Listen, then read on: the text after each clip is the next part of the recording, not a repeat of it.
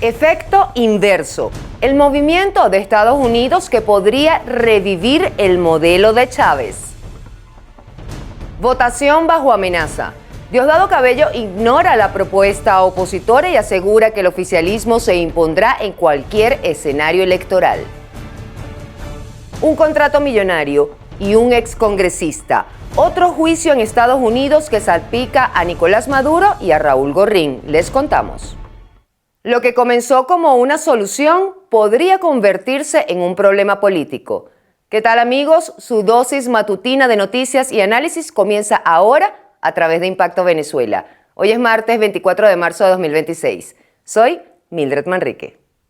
La relación entre Estados Unidos y Venezuela entra en una fase de reajuste que trasciende lo económico. El secretario de Energía estadounidense Chris Wright afirmó que el país está significativamente mejor.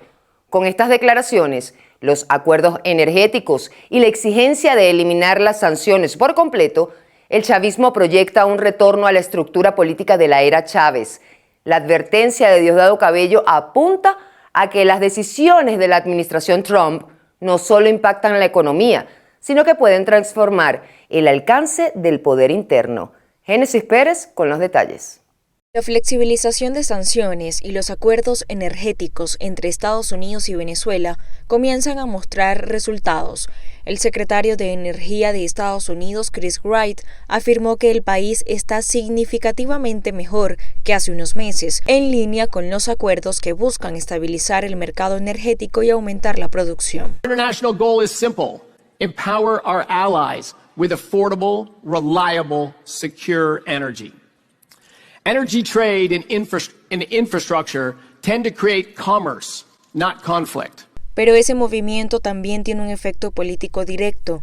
El dirigente oficialista Diosdado Cabello lo planteó sin matices. Si se eliminan las sanciones, Venezuela volverá a tener una economía fuerte y a las conducciones de la era de Hugo Chávez.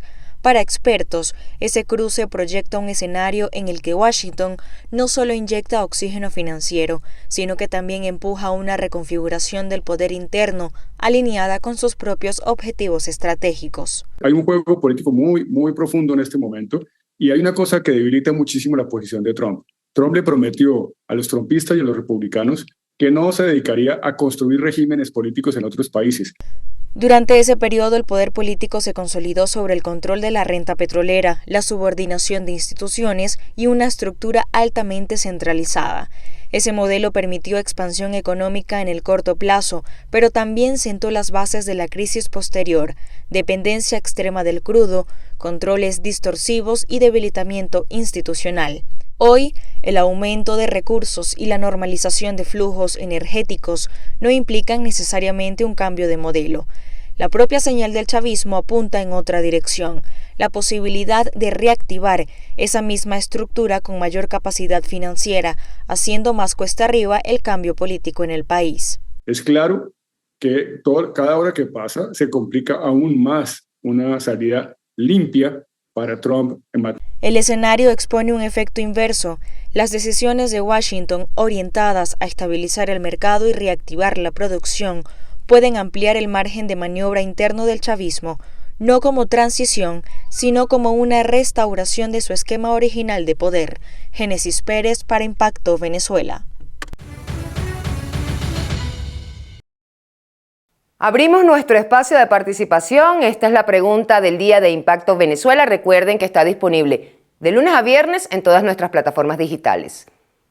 Desde tu realidad como venezolano, ¿crees que Estados Unidos está cometiendo un error estratégico en su política hacia Venezuela? Tu opinión es clave en este momento. Te leemos en la emisión estelar, porque este debate apenas comienza. Mientras economistas proyectan que Venezuela podría crecer entre 10 y 15% en 2026, impulsada por el sector petrolero, la dinámica del mercado interno muestra un contraste evidente. El país funciona cada vez más en dólares, pero enfrenta una limitada disponibilidad de divisas. Entre el aumento del costo de la vida, las presiones sobre comerciantes y el debate sobre una posible dolarización formal, la economía avanza en medio de importantes desequilibrios. Juliana Palmar con el reporte. Las proyecciones económicas para Venezuela comienzan a mostrar señales de recuperación. Expertos estiman que el país podría crecer entre 10 y 15% para el 2026, impulsando principalmente por la apertura del sector hidrocarburos y el nuevo contexto energético internacional. Economistas alertan que en un escenario más optimista, el crecimiento podría alcanzar entre 16 y 20%. Tal vez no lleguemos a un crecimiento del 15% en el 26, porque el primer semestre la actividad económica está detenida. La presidenta encargada señala incluso que no tiene disponibilidad. Ha entrado $950 millones del petróleo solo en enero y febrero, y ella necesitaría $2.500 millones. Hay muchas actividades económicas que paulatinamente han venido creciendo y que pudieran dar un perfil de crecimiento para este año del 8 al 10%, en principio. Pero este repunte económico revive un debate estructural. ¿Debería Venezuela dolarizar formalmente su economía? El economista Asdrúbal Oliveros advierte que el tema sigue abierto y, aunque podría traer estabilidad de precios y recuperación del poder adquisitivo, por ahora la dolarización en Venezuela sigue siendo de facto, impulsada por el mercado más que por una decisión institucional. La dolarización, como toda política económica, tiene ventajas y desventajas. Toca sopesar cuáles tienen más peso y benefician a la dinámica de un país. Su gran ventaja, y es lo que lo hace muy atractiva, es la capacidad de reducir con rapidez la inflación y estabilizarla. Su gran desventaja es que a mediano plazo es un proceso difícil de revertir y adicionalmente le resta competitividad a muchos sectores, especialmente del área manufacturera e industrial. Sin embargo, esa dolarización informal enfrenta su propio límite, la falta de dólares en circulación. Pequeñas y medianas empresas reportan crecientes dificultades para acceder a divisas, lo que complica la importación de insumos y el pago a proveedores internacionales. Ante este escenario, muchos comerciantes se ven obligados en aumentar precios, ajustar márgenes o incluso recurrir a criptomonedas para mantener operativas sus transacciones.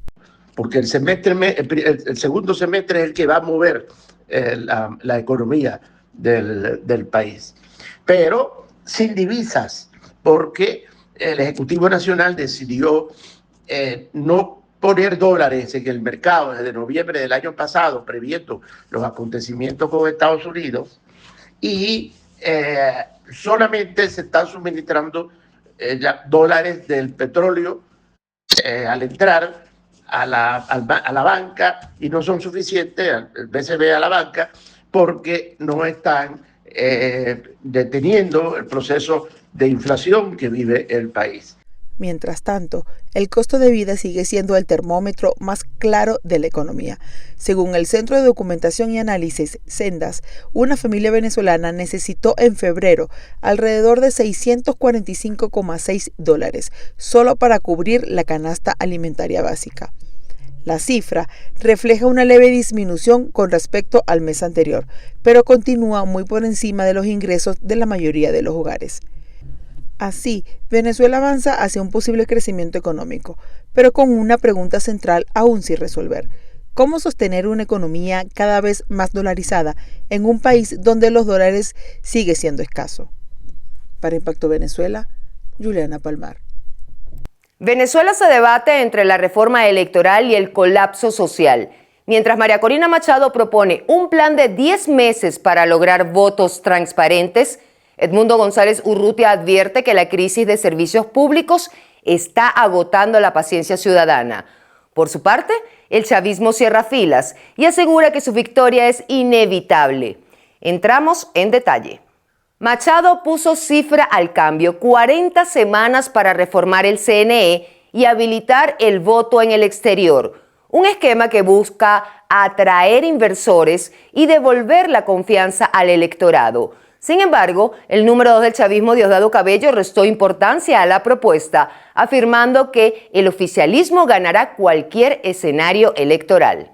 Pero también mantener la unidad de la clase trabajadora, de los hombres y mujeres que no descansan día y noche en cualquier rincón de la patria. Mantener la unidad de los movimientos sociales, porque el trabajo principal que tiene hoy la derecha es tratar de dividirnos. Tratar de dividirnos. Ellos saben que si van a una elección, nosotros le vamos a ganar las elecciones que vengan. Ellos saben que si van para la calle, nosotros estaremos en la calle. En paralelo, Edmundo González sentenció a través de sus redes sociales que la política ya no la dictan los partidos, sino la crisis. Denunció que el racionamiento eléctrico y el hambre ha transformado el malestar cotidiano en una presión social reorganizada que hoy define la viabilidad de cualquier proyecto en el país. Es así, la paz, la tranquilidad, es la decisión que hemos tomado como país y es la decisión que hemos tomado tanto a nivel nacional con el programa de convivencia democrática y paz, buscando que cese los odios, que cese el extremismo, que cesen las intolerancias y que prive, el entendimiento, el encuentro, la unión nacional desde la diversidad. Eso es lo que debe reinar en Venezuela. Mientras los líderes miden sus fuerzas, el ciudadano común mide sus carencias entre la falta de luz y la escasez. Si, como dice la oposición, el país está a punto de un quiebre, queda una duda en el aire. ¿Habrá una vía institucional para esta crisis o será el rugido del malestar social el que escriba el próximo capítulo de la historia de Venezuela? Entre acusaciones y un hermetismo que lo rodea, el expresidente español José Luis Rodríguez Zapatero intenta limpiar su imagen, asegurando que su intervención evitó un conflicto armado en Venezuela. Pero esta versión de Salvador es hoy desmentida por el dirigente en el exilio Julio Borges, quien lo acusa de actuar bajo las órdenes de Miraflores para ejecutar destierros y tejer una red millonaria de negocios bajo la sombra de la mediación. Quique Frías nos amplía. La presencia del expresidente español José Luis Rodríguez Zapatero en Venezuela es tan común como la de un ciudadano del país, desde antes y después de la caída de Nicolás Maduro. Está muy activo decidiendo la vida política del país, o como él mismo lo dice, para salvar al país de una supuesta guerra civil. Por lo que a mí respecta, un esfuerzo gigantesco de horas de mi vida, de días, de viajes, sobre todo por intentar liberar presos. La primera vez que Rodríguez Zapatero entró de lleno en la política venezolana fue en 2017, por las negociaciones entre el régimen chavista y la oposición. De ahí en adelante no ha salido de ella. Julio Borges, para entonces presidente de la Asamblea Nacional, pero actualmente perseguido y desterrado de su país, lo dice sin pelos en la lengua. Zapatero es un instrumento del régimen y no fue Nicolás Maduro quien lo expulsó de Venezuela, fue el propio exmandatario español. En mi caso personal, yo estoy exiliado por Zapatero, no por Maduro. Y me quitaron mi casa, yo tengo 5 órdenes de aprehensión y de cárcel en Venezuela. El Zapatero es como una especie de asesino en serie de la democracia, un serial killer. Las acusaciones contra este enigmático personaje se apilan una sobre otra. Negocios con el oro venezolano, cabildeo internacional a favor del régimen chavista, corrupción entre el Estado venezolano y la aerolínea española Plus Ultra, cientos de miles de dólares en negro por concepto de asesorías e influencia internacional. Todo esto mientras él insiste en que es un diplomático de paz para la liberación de presos políticos. Sobre este tema conversamos con Alejandro Linares Mendoza, periodista y analista político internacional.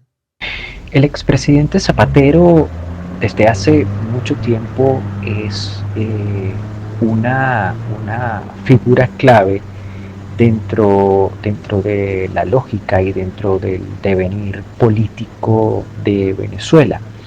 Lo es por su condición de puente, por su condición de negociador entre distintos actores políticos.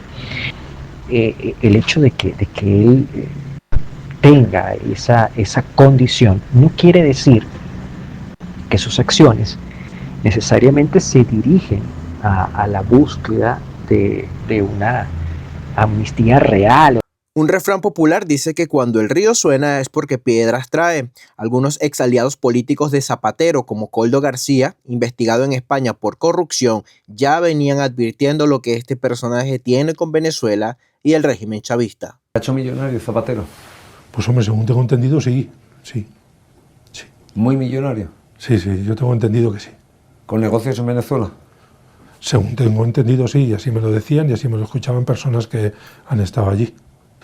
Entre el relato de mediador que salva vidas y libera presos políticos y el de un negociador que se esconde detrás de los derechos humanos para hacer dinero, hay una importante zona gris donde se cruzan diplomacia, dinero y supremacía. Reportó para usted Quique Frías, Impacto Venezuela.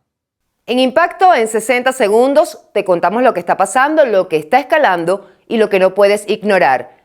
No te despegues de nuestra pantalla. Inició juicio contra excongresista estadounidense acusado de vínculos con Maduro. El juicio federal contra David Rivera avanza en Miami con revelaciones que apuntan a un esquema millonario de lobby internacional. La fiscalía sostiene que Rivera y la consultora Esther Nuffer habrían firmado un contrato de hasta $50 millones para actuar en favor del gobierno de Nicolás Maduro, sin registrarse como agentes extranjeros, como lo exige la ley estadounidense. El objetivo era influir en altos niveles de poder en Washington para suavizar la política de sanciones contra el chavismo. El proceso también salpica al empresario venezolano Raúl Gorrín, señalado en múltiples investigaciones por presuntos hechos de corrupción. El actual secretario de Estado, Marco Rubio, figura como posible testigo a presentarse este martes, lo que eleva el perfil político del juicio. De ser hallados culpables, los acusados podrían enfrentar décadas de cárcel. Entre leyes y presos políticos crece la tensión en Venezuela. Amnistía Internacional alertó que la proliferación de leyes anti-ONG en Venezuela y otros países de la región está imponiendo mayores controles financieros, registros obligatorios y sanciones que limitan el funcionamiento de las organizaciones civiles. En paralelo, Transparencia Venezuela advirtió que la crisis del sistema de justicia no se resolverá con cambios puntuales, como el nombramiento de un nuevo fiscal general, sino con una reforma estructural profunda del Ministerio Público que garantice independencia y confianza institucional. Mientras tanto, el drama humano sigue creciendo. Familiares de presos políticos, incluidos militares, acudieron a la sede de la Embajada de Estados Unidos en Caracas para solicitar la intervención de la encargada de negocios, Laura Dogu, en busca de apoyo para lograr la liberación de sus allegados. Amigos, gracias por acompañarnos en su ventana informativa. Síganos en web y redes sociales como @ImpactoVE. Suscríbanse y activen las notificaciones en YouTube. Que la esperanza guíe su día. Nos vemos mañana.